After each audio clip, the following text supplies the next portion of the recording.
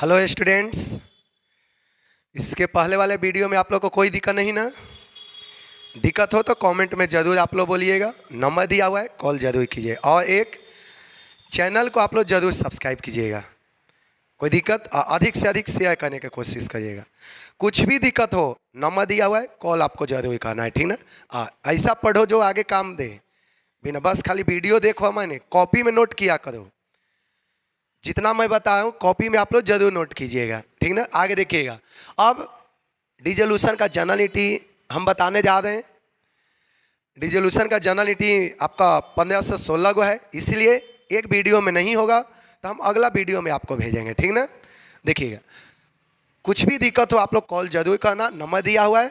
आगे देखिएगा, इसका जनरलिटी मैं लिखने जा रहा हूँ। First, when assets transfer into realization account. अब देखिएगा, यदि हम एसेट को रियलाइजेशन अकाउंट में ट्रांसफर करेंगे तो क्या एंट्री होगा? देखिएगा, realisation account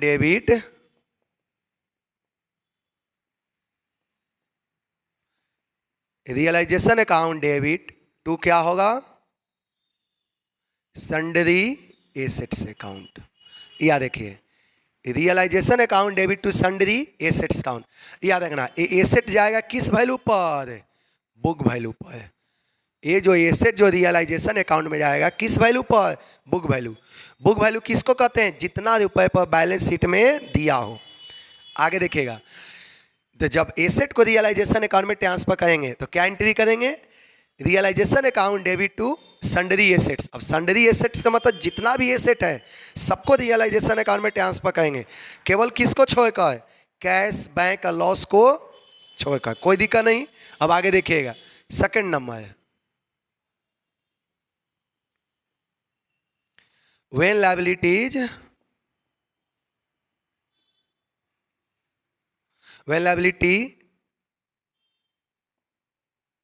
transfer into realization account. अब सुनिएगा, अब लायबिलिटी को रियलाइजेशन अकाउंट में ट्रांसफर करेंगे तो क्या एंट्री होगा? देखिएगा, अब एसेट समझ में आ रहे हैं? जब एसेट को ट्रांसफर करेंगे तो एंट्री क्या होगा? Realization account debit to assets. Asset credit क्यों किए हैं? याद रखना, एसेट जो होता है रियल अकाउंट है, और रियल अकाउंट का रूल होता है debit what comes in, credit what goes out. Asset गया इसीलिए क्रेडिट हुआ है। अब देखिएगा, when liability transfer into realization account. जब लायबिलिटी को ट्रांसफर करेंगे रियलाइजेशन अकाउंट में तो क्या एंट्री होगा? Sundry liability account debit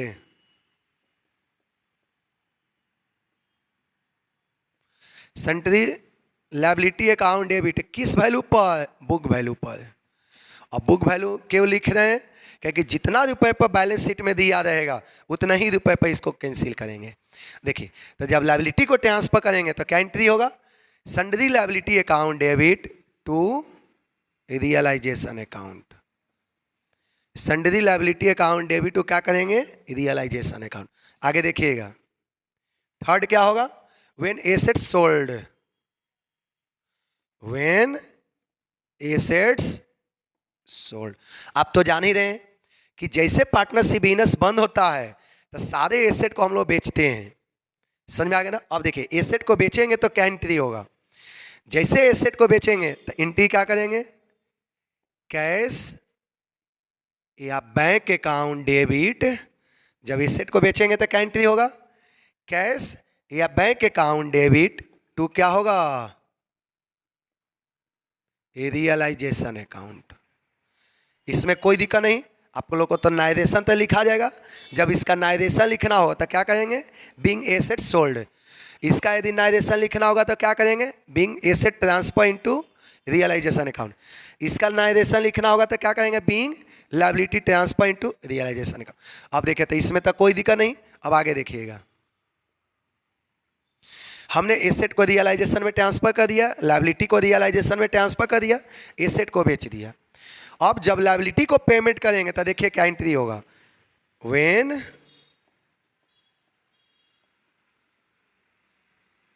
liabilities paid.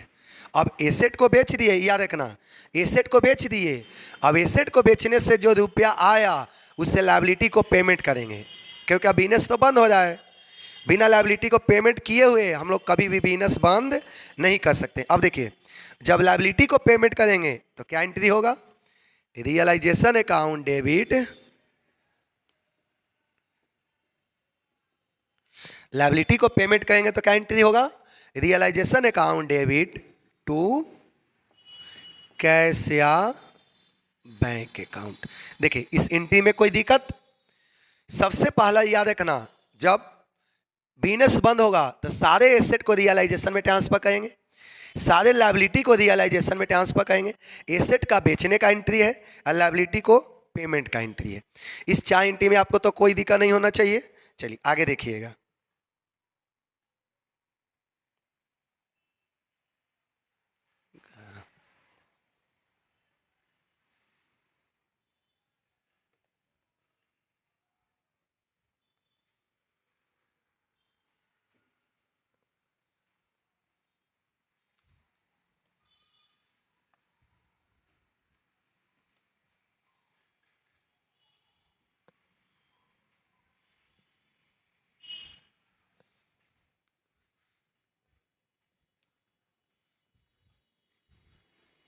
अब देखिए 4 एंट्री तो हुआ, अगला एंट्री आपको बताने जा रहे हैं।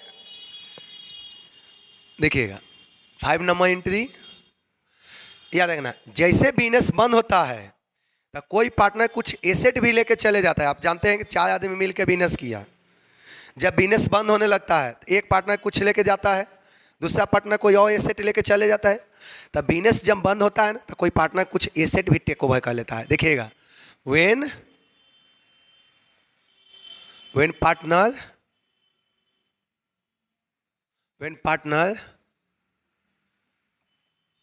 Take over assets. याद देखिए, जब बिजनेस बंद होता है तो कोई पार्टनर एसेट भी ले लेता है, एसेट लेगा। तो अब देखिए, जब कोई पार्टनर एसेट लेगा तो क्या एंट्री होगा?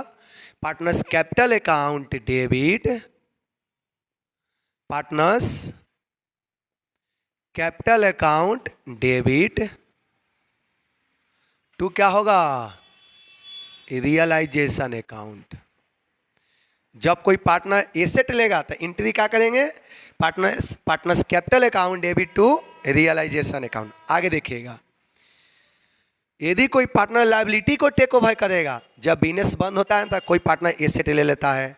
मान लें कि आप ये बिजनेस किए 4 आदमी मिलकर, बिजनेस बंद हो गया तो कोई पार्टनर टेबल लेके चल जाता है, कोई पंखा खोल के चल जाता है, कोई कुछ लेके चल जाता है।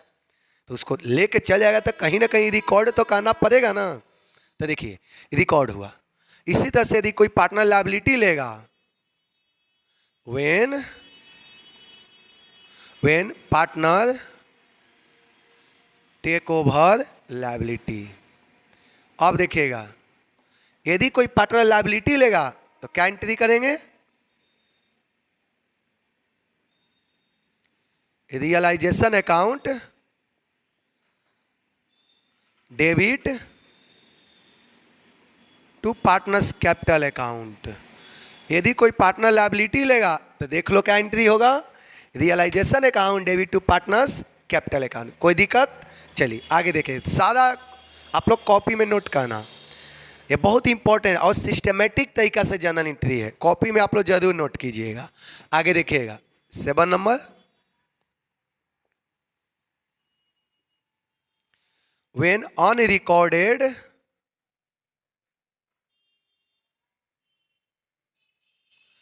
unrecorded assets sold। अब देखिएगा, कभी कभी आपको ऐसा भी सिचुएशन आता है, मान लेते हैं कि कुछ बिजनेस हम बंद करने जा रहे हैं, ठीक, लेकिन बिजनेस बंद करने जाए तो उसमें कुछ एसेट वैसा भी होता है जो कि पहले से बैलेंस शीट में रिकॉर्ड नहीं रहता है। अब बिजनेस हम बंद करें, अब मान लें कि हमको पता चला कि बिजनेस बंद करें और टेबल है वो पहले से बैलेंस शीट में रिकॉर्ड नहीं है, तो उसको बैलेंस शीट में रिकॉर्ड नहीं करेंगे, उसको डायरेक्टली बेचेंगे। मान लो कि कोई एसेट आपको पहले से रिकॉर्ड नहीं है, अब बिजनेस बंद हो रहा है, तो उस एसेट को रिकॉर्ड करना कोई जरूरी नहीं है, उसको डायरेक्ट बेचो। क्यों? अब बिजनेस बंद कर हो रहा है, अब बिजनेस बंद हो रहा है तो रिकॉर्ड करने के क्या फायदा? बेचो, हटाओ उसको। देखिएगा when unrecorded asset sold, unrecorded asset का मतलब जो पहले से रिकॉर्डेड नहीं है, अब इसको बेचेंगे, तब बेचेंगे तो क्या एंट्री होगा? कैश या बैंक अकाउंट डेबिट, जो भी दिया रहे कैश या बैंक अकाउंट। अब देखिए यहां पर कैश या बैंक हम क्यों करें? जब बैलेंस शीट में कैश दिया रहे तो कैश का ट्रीटमेंट करेंगे, जब बैलेंस शीट में बैंक दिया रहे तो बैंक का यूज करेंगे। समझ में आ गया? बैलेंस शीट में कैश दिया रहे तो कैश का यूज करेंगे, बैलेंस शीट में बैंक दिया रहे तो बैंक का यूज करेंगे। तो जब अनरिकॉर्डेड एसेट को बेचेंगे तो क्या एंट्री होगा? कैश या बैंक अकाउंट डेबिट टू क्या होगा? Realization account. आप लोग एकदम से सही ढंग का पढ़ा, वैसा पढ़ो कि 12th क्लास में सारे स्टूडेंट का 85 से ज़्यादा है, किसी को भी 85 से कम नहीं आना चाहिए। इतना सिस्टमेटिक तरीका से आपको अकाउंट पढ़ाया जाए, यदि अच्छा से पढ़ लोगे तो गारंटी के साथ आपको 85 से अकाउंट में आएगा। पिछले बैच में भी आप लोग देखे थे, जितना भी यहाँ का स्टूडेंट सबको 85 से अबव था, 90+ भी अकाउंट में भी था। आप लोग ध्यान से देखिएगा, जब अनरिकॉर्डेड एसेट को बेचेंगे तो क्या एंट्री होगा? आगे देखिएगा, when unrecorded liability paid। अब देखिएगा जब अनरिकॉर्डेड लायबिलिटी को पेमेंट करेंगे तो क्या एंट्री होगा? देखिए अब डायरेक्ट पेमेंट करेंगे, रियलाइजेशन अकाउंट डेबिट। जब अनरिकॉर्डेड लायबिलिटी को पेमेंट करेंगे तो एंट्री क्या होगा? Realization account debit to cash या बैंक अकाउंट। यहां तक बताओ तो कहीं दिक्कत है इस एंट्री में? देखो तो कहीं भी दिक्कत हो आप लोग कमेंट में जरूर बोलना। नंबर दिया है उससे कॉल भी आप कर के पूछ सकते हैं। चलिए इस एंट्री में कोई दिक्कत है? टोटल 15 से 16 17 गो एंट्री है, आप लोग देखा करो। एंट्री कंफर्म होना चाहिए, आपको बहुत फायदा होने वाला है। बीकॉम में भी ये चैप्टर है, इसलिए ध्यान से देखें। जहां भी दिक्कत हो तुरंत आप लोग बोला करो।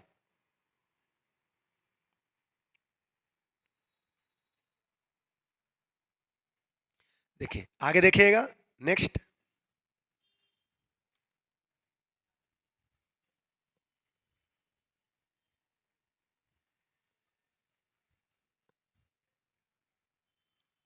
अब देखिएगा,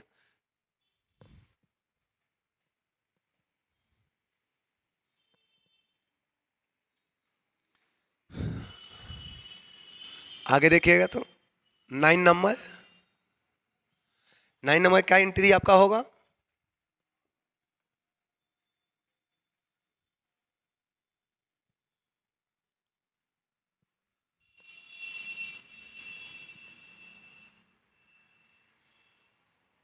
इसमें तक कोई दिक्कत नहीं आपको होना चाहिए। अब देखिएगा इसके बाद आपको 7 नंबर एंट्री देखिएगा, व्हेन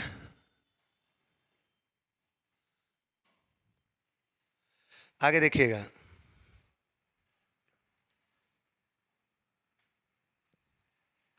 अब देखिएगा 7 नंबर एंट्री,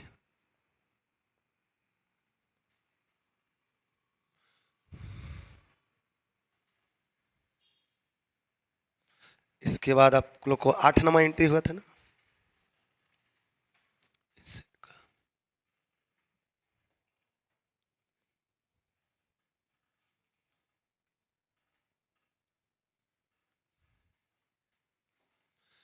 अब देखिएगा 9 नंबर एंट्री आपका है। 8 एंट्री हो गया है, 9 नंबर देखिएगा, when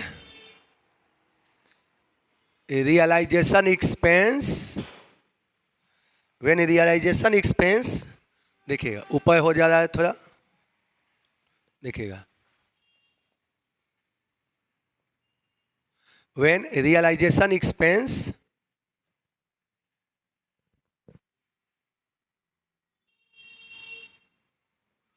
when realization expense paid. अब जब रियलाइजेशन एक्सपेंस पेमेंट करेंगे तो क्या एंट्री होगा? Realization account debit. जब रियलाइजेशन एक्सपेंस को पेमेंट करेंगे तो क्या एंट्री होगा? Realization account debit to cash या बैंक अकाउंट। कोई दिक्कत आगे देखिएगा next, when realization expense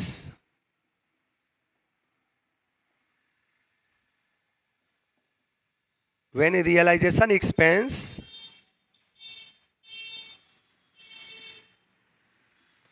realization expense paid by partner।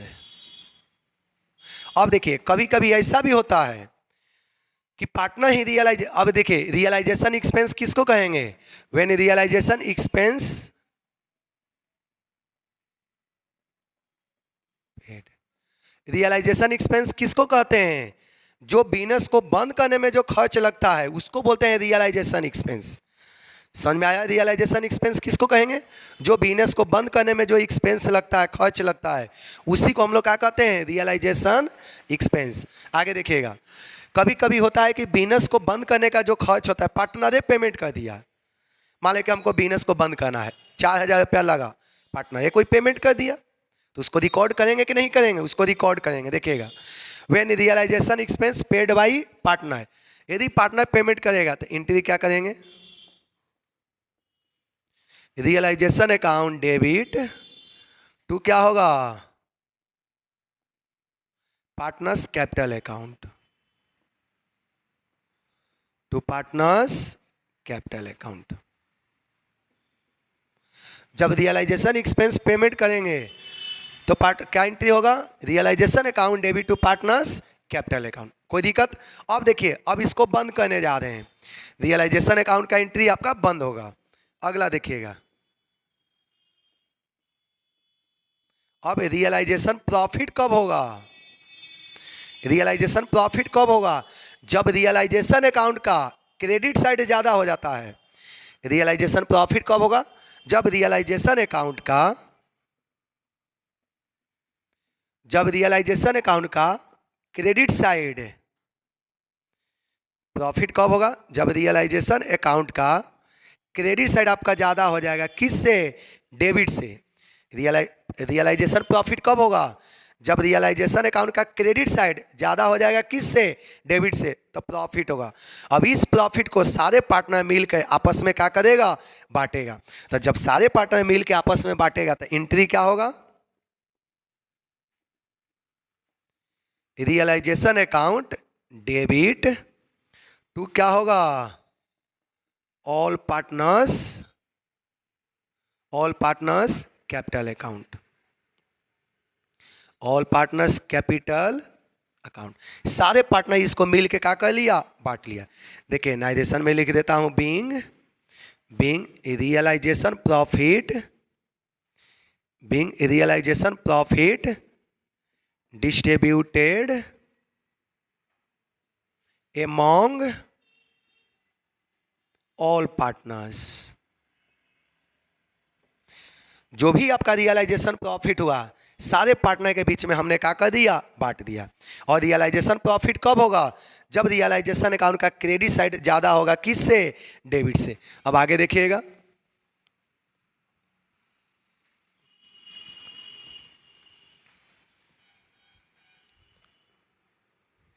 अब देखिएगा रियलाइजेशन लॉस कब होगा, रियलाइजेशन लॉस,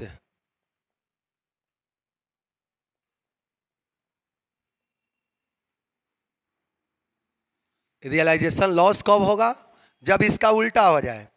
रियलाइजेशन लॉस कब होगा, रियलाइजेशन लॉस का मतलब रियलाइजेशन अकाउंट में लॉस कब होगा, जब रियलाइजेशन अकाउंट का डेबिट साइड, जब रियलाइजेशन अकाउंट का डेबिट साइड अधिक हो जाता है, जब रियलाइजेशन अकाउंट का डेबिट साइड अधिक हो जाता है, किससे, क्रेडिट साइड से, तब लॉस होगा। इस लॉस को सारे पार्टनर मिल के आपस में क्या करेगा, बांटेगा। तब बांटेगा तो बस एंट्री केवल पलट जाएगा। क्या एंट्री होगा, all partners capital account debit, all partners capital account debit to क्या होगा, रियलाइजेशन अकाउंट, टू रियलाइज। देखिए ये आपका प्रॉफिट का एंट्री है, रियलाइजेशन अकाउंट में प्रॉफिट होगा तो ए एंट्री है, रियलाइजेशन अकाउंट में लॉस होगा तो देखो ए एंट्री है। अब नाइजेशन भी लिख देंगे, being realization loss distributed among all partners.